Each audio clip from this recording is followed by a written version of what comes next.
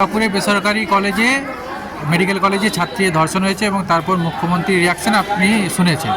তো এইভাবে নারী নিরাপত্তা নিয়ে মুখ্যমন্ত্রীর এই যে দৃষ্টিভঙ্গি, এটাকে আপনারা কিভাবে দেখছেন? আমরা তো প্রথম থেকেই বলেছি, উনি ওনার যে পাঠশালার শিক্ষা, সেই শিক্ষার নিয়ে কৃতি ছাত্রীর মতন ব্যবহার করছেন। মোহন ভগবতের পাঠশালায় তো এর থেকে বেশি কিছু শেখা যায় না। এই যে কাল থেকে শুরু হয়েছে দেখবেন, দুর্গাপুরের ঘটনার পর উড়িষ্যার একজন এমপি নাকি এসেছেন দুর্গাপুরে। তিনি এই ভিক্টিমের পরিবারের সাথে কথা বলছেন, তিনি পশ্চিমবঙ্গ সরকারের বিরুদ্ধে নাকি কথা বলছেন। তিনি যখন গ্রাহাম স্টুয়ার্ট স্টাইনসকে যখন খুন করা হয়েছিল, তার শিশুপুত্র তার স্ত্রী সহ জ্বালিয়ে দেওয়া হয়েছিল বজরং দল, সেই খুনের ঘটনার সাথে যুক্ত। তা দেখলাম তৃণমূলের কিছু লোকজন সেইটা নিয়ে লিখছে। তা আমি একজনকে লিখলাম, তৃণমূলের এক নেতাকে, যে ভাই এই সময় তো আপনার নেত্রী তখন বিজেপির সঙ্গে ছিল। 98 সালে জন্ম নেওয়া এই পার্টিটা আরএসএসের দ্বিতীয় সন্তান। যেমন বিজেপি একটি সন্তান, এটি আরও একটি সন্তান। সেই একই পদ্ধতিতে কাজ করে যাচ্ছে। উত্তরপ্রদেশ, মধ্যপ্রদেশের বিজেপি নেতারা বলেন যে থানায় যাবে না, সন্ধ্যের পর মেয়েদের থানায় যাওয়ার উচিত নয়। পশ্চিমবঙ্গের মুখ্যমন্ত্রী বলেন রাত্রিবেলা মেয়েরা বাড়িতে বেরোবে না, বাড়ির মধ্যে মেয়েদের ঢুকিয়ে দিতে পারলে সবচাইতে সুবিধা। তাহলে সামাজিক অবস্থান, সমান অধিকার, ছেলে মেয়েদের মধ্যে বিভাজনকে কমিয়ে আনা এবং সম্পূর্ণভাবে অবলুপ্ত করা, এই যে সাংবিধানিক দৃষ্টিকোণগুলো, সেগুলোকে নষ্ট করছেন মমতা বন্দ্যোপাধ্যায়। আরএসএসের পাঠ্যক্রম অনুযায়ী যা করণীয় তিনি তাই করছেন। বামপন্থী হিসাবে আপনাদের ভূমিকা কি হবে এক্ষেত্রে? আমাদের একটি ভূমিকা, বামপন্থীদের তো দ্বিতীয় কোনো ভূমিকা নেই। প্রত্যেকটি ঘটনার প্রতিবাদ করো এবং প্রত্যেকটি ঘটনায় মানুষকে জাগ্রত করবার জন্য যে কর্তব্য, সেই কর্তব্য করো। এটা কঠিন লড়াই, সেই লড়াই আমরা করব। সেই লড়াই চলছে। কে লড়েছে আজ পর্যন্ত? অভয়া কাণ্ডের পর আপনারা দেখেছেন যে বামপন্থীরাই আজ পর্যন্ত লড়াইয়ের মধ্যে আছে। বাকিরা যারা প্রতিবাদ করার নামে দেখেছেন বিভিন্ন সময় আন্দোলনের ইস্যুগুলোকে তারা নির্বাচনী রাজনীতির কারণে ব্যবহার করতে চান। কেউ কি অভয়ের প্রকৃত বিচারের জন্য লড়াই করেছেন?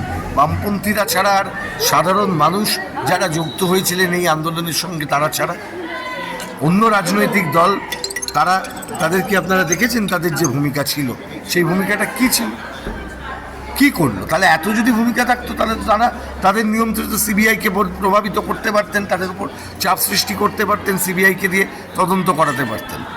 আজকে অভয়ার মা বাবা তারা তো সিবিআইয়ের উপর প্রশ্ন তুলছেন।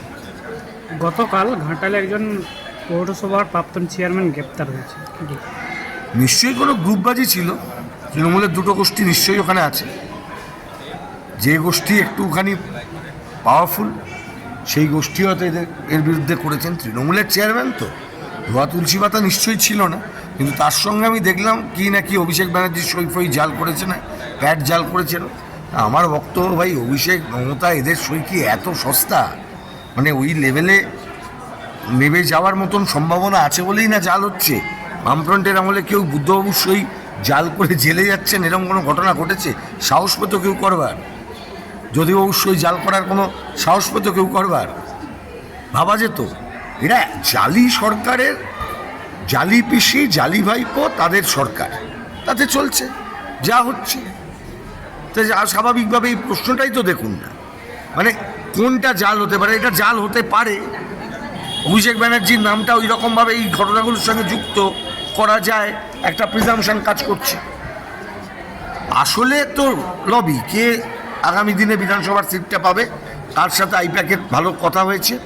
তার থেকে আইপ্যাক বেশি মাল নিয়ে গেছে, মাল পৌঁছেছে কোথাও কালীঘাট, ক্যামাক স্ট্রিট, ধর্মতলা, এদিক ওদিক সেদিক, কলকাতার অনেক জায়গা আছে। কোথায় পৌঁছেছে দেখো, কে নিয়েছে? ক্যান্ডিডেট করবো বলে পয়সা। তো মাল তোলার পার্টি, এই যে তোলামূল কংগ্রেস বলে না, তোলামূল কংগ্রেস তোলা তুলে নিয়েছে। ক্যান্ডিডেট হবে, 50 লাখ 1 কোটি নিয়ে নিচ্ছে।